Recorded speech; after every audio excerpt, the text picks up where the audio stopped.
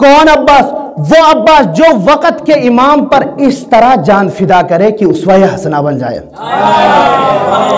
وقت کے امام پر جان اس طرح فدا کرے کہ اسوہ حسنہ بن جائے. اور علقمہ کی پیاسی موجے جس کے لبوں سے بہنے والے چشمہ زمزم حسین کو ترس رہی ہو. توجہ چاہتا ہوں. اور اللہ آدم کو منع فرمائے. توجہ چاہتا ہوں آخری بندے تک. اور آدم کو اللہ منع فرمائے کہ جنت میں شجرہ ممنوع کے پاس نہیں جانا، پھر بھی چلا جائے.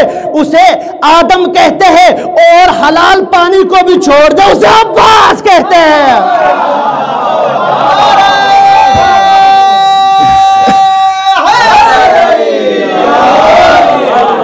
مولا سلامت رکھے، مولا آباد رکھے.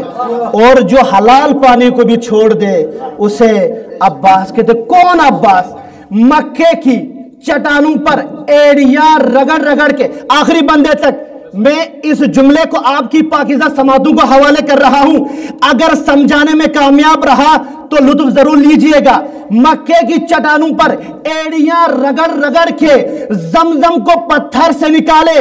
توجہ یعنی مکے کی چٹانوں پر ایڑیاں رگڑ رگڑ کے زمزم کو پتھر سے نکالے اسے حضرت اسماعیل کہتے ہیں.